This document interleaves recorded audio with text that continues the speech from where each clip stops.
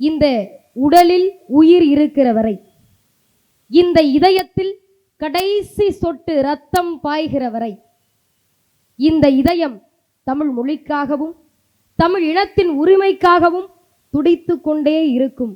நான் உங்கள் வீட்டு பிள்ளை, என்னுடைய கடைசி மூச்சு இருக்கிற வரை உங்களுக்காக உழைப்பேன் என்று சொன்ன தலைவர் முத்தமிழறிஞர் டாக்டர் கலைஞர் 2016 YMCA மைதானத்தில் தன்னுடைய இறுதி பேருரையில் இந்த மக்களின் முன்னேற்றத்திற்காக குரல் கொடுத்த தலைவர் முத்தமிழறிஞர் டாக்டர் கலைஞர். அதனால்தான் அவருடைய 103வது பிறந்த நாளை திராவிடர் எழுச்சி நாளாக திராவிடர் கழகம் கொண்டாடி கொண்டிருக்கிறது. முத்தமிழறிஞர் டாக்டர் கலைஞர் அவர்கள் தான் சொல்லுவார், ஒரு மனிதனுடைய வரலாறு என்பது அவனுடைய இறப்பிலிருந்து தொடங்குகிறது என்று. அவர் சொன்னதை போல முத்தமிழறிஞர் டாக்டர் கலைஞரினுடைய வரலாறு 8 ஆண்டுகளை கடந்து இன்றைக்கும் தமிழ்நாடு மட்டுமல்ல 4 மாநிலங்களில் பேசப்படுகிறது என்று சொன்னால், அந்த தலைவர் இந்த நூற்றாண்டு மட்டுமல்ல எத்தனை நூற்றாண்டு கடந்தாலும் இந்த மண்ணில் வாழக்கூடிய தலைவர் முத்தமிழறிஞர் டாக்டர் கலைஞர். நல்லா யோசிச்சு பாருங்க, அம்மாக்கள் ஐயாலாம் இருக்கீங்க. திராவிடர் முன்னேற்ற கழகத்தினுடைய தலைவர் கலைஞருக்கு பிறந்த நாளை ஏன் திராவிடர் கழகம் கொண்டாடுது? திராவிடர் கழகமும் திராவிட முன்னேற்ற கழகமும் சேர்ந்திருந்தாலே என்னமோ தீவிரவாதிங்க 2 பேர் சேர்ந்து இருக்கிற மாதிரி பார்க்குற கூட்டம்.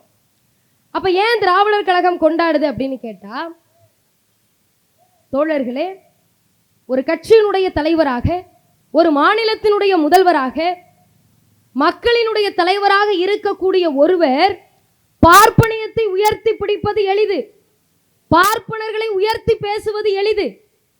அவாக்களா அவங்க நல்லவங்க, ஏன்னா நம்ம பாடப்புத்தகத்தில் எழுதி வச்சவங்க.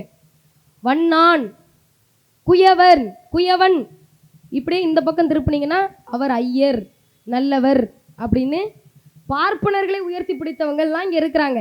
ஆனால் பார்ப்பனியத்தை உயர்த்தி பிடித்த தலைவர்களுக்கு மத்தியில் பகுத்தறிவு பாதையில் பயணித்த தலைவர் முத்தமிழறிஞர் டாக்டர் கலைஞர். அதனால்தான் திராவிடர் கழகம் தலைவர் கலைஞருக்கு இந்த விழா எடுத்திருக்கிறது. மனு தர்மத்தை எதிர்த்து நிற்கிறார், மக்களை பிரிக்கிற மனு தர்மத்தை எதிர்த்து நிற்பேன் என்று சொல்லுகிறார். சொன்னதோடு மட்டுமல்ல, ஒரு தலைவர் பத்திரிகையாளர்களுக்கு மத்தியில், ஊடகங்களுக்கு மத்தியில் சொல்லுகிறார், ஆண்டவன் படைப்பில் அனைவரும் சமம் என்றால் அவன் உயர் ஜாதிக்கு மட்டும் தங்கத்தால் மூளை செய்து தலைக்குள்ளே வைத்தானா? மற்ற ஜாதிக்கெல்லாம் தலையில் இருப்பது சுண்ணாம்பா களிமண்ணா என்று கேட்ட தலைவர் முத்தமிழறிஞர் டாக்டர் கலைஞர். யாரால கேட்க முடிஞ்சது? ஏன்? இன்னொரு விஷயம் நல்லா யோசிச்சு பாருங்க. இன்னைக்கு நிறைய பேர் நினைச்சிட்டு இருக்கலாம், திராவிட முன்னேற்ற கழகம் தோத்து போயிடுச்சுங்க. ஒன்றை தான் சொல்லுவோம், மே 4 நம்மை வீழ்த்தியது, ஜூன் 3 ஒட்டுமொத்த தமிழ்நாட்டையும் உயர்த்தி இருக்கிறது. தமிழ்நாடு முழுவதும் திராவிட முன்னேற்ற கழகத்தினுடைய தோழர்கள், திராவிடர் கழகத்தினுடைய தோழர்கள், திராவிட இன பற்றாளர்கள் முத்தமிழறிஞர் டாக்டர் கலைஞரின் புகைப்படத்தை ஏந்தி கொண்டு இன்னைக்கு பேரணி நடத்துறாங்கன்னு சொன்னா, கொள்கையை பேசுறாங்கன்னு சொன்னா, இந்த இயக்கம் அழியாது, கலையாது, ஒற்றை பாதையில் நிற்கும் என்பதற்கு இந்த திராவிட முன்னேற்ற கழகத்தினுடைய தொண்டர்கள் சாட்சி. அப்ப இதே மாதிரி ஒரு தோல்வியை தழுவிய போதுதான் ஐயா சொல்றாரு, ஜெயிச்சா அண்ணா வழி, தோத்தா பெரியார் வழி. ஐயா அவர்கள் சொல்லிட்டு போன மாதிரிதான், ஆட்சி வரும் போகும் நிலையல்ல, ஐயா அண்ணா வகுத்த கொள்கை போகாது வாழும் நிலையாக என்று சொன்னார் தலைவர் கலைஞர். அப்ப அவர் சொல்றது நல்லா யோசிச்சு பாருங்க, தோத்தா பெரியார் வழி, ஜெயிச்சா அண்ணா வழி. அப்படி என்ன அண்ணா வழி பெரியார் வழின்னு கேட்டா, தோற்றால் பெரியார் வழியில் தமிழ்நாடு முழுவதும் பிரச்சாரம் செய்வோம், தமிழ்நாடு முழுவதும் பேசுவோம். ஜெயிச்சா எதையெல்லாம் நாங்கள் பேசினோமோ அதை எல்லாவற்றையும் சட்டமாக்குவோம் என்று சொல்வதுதான் அந்த வரிகளினுடைய உண்மைத்தன்மை. அப்ப ஆண்டவர் எதிர்த்து நிற்கிறாங்க, ஆட்சி தேவையில்லைங்கிறாங்க. அண்ணா சொல்கிறார், ஆட்சிங்கிறது தோல்ல போட்டிருக்கிற துண்டு மாதிரி, கொள்கைங்கிறது நாங்க இடுப்புல கட்டியிருக்கிற வேட்டி மாதிரி. துண்டு போனா பிரச்சனை இல்லை, வேட்டி போனா பிரச்சனை. அதனால் ஆட்சி போனாலும் பரவாயில்லை, கொள்கையை ஒருபோதும் இந்த திமுக கழகம் விற்று பிழைக்காது என்று சொன்னார். இன்றைக்கு முத்துவேல் கருணாநிதி ஸ்டாலின் அதையே சொல்லி இருக்கிறார் என்று சொன்னால், யாருடைய வார்ப்பு, யாருடைய ரத்தம், முத்தமிழறிஞர் டாக்டர் கலைஞர் அவர்களுடைய ரத்தம். அதனால தான் ஆண்டவனை எதிர்த்து நிற்கக்கூடிய ஒரு தலைவரை, மனு தர்மத்தை எதிர்த்து நின்ற ஒரு தலைவரை, சனாதனத்தை எதிர்த்து நின்ற தலைவரை தமிழ்நாடு இன்றைக்கு போற்றி புகழ்ந்து கொண்டிருக்கிறது. அப்ப கலைஞர் மட்டும்தானா, அண்ணா மட்டும்தானா நாத்திகர்கள் சொல்லி இந்த தேசத்தை ஆண்டாங்க, மாநிலத்தை ஆண்டாங்க? இல்ல, ஒரு வரலாறு இருக்கிறது. நாத்திகர்கள் நாட்டை ஆண்டதற்கு, தேசத்தை ஆண்டதற்கு ஒரு வரலாறு இருக்கிறது. சார்லஸ் பிராட்லா இங்கிலாந்து நாட்டில் தேர்தலில் போட்டியிடுறார். போட்டியிட்டு நாடாளுமன்ற உறுப்பினராக தேர்ந்தெடுக்கப்படுறார். தேர்ந்தெடுத்த உடனேயே நாடாளுமன்ற அவை கூட்டத்தொடருக்குள்ள போய் ஆட்சி பொறுப்பேற்கணும். அவர் சொல்றாரு, இங்க மட்டும் இல்லை, இங்கிலாந்துலையும் swearing in the name of God, ஆண்டவன் முன்னிலையில் பதவி ஏற்றுக்கொள்கிறோம், அப்படிதான் சொல்லணும். அந்த சார்லஸ் பிராட்லா அவர்கள் சொல்லுகிறார், நான் ஒருபோதும் அதை சொல்ல மாட்டேன், உளமாற உறுதி ஏற்கிறேன் என்பதைத்தான் சொல்லுவேங்கிறாரு.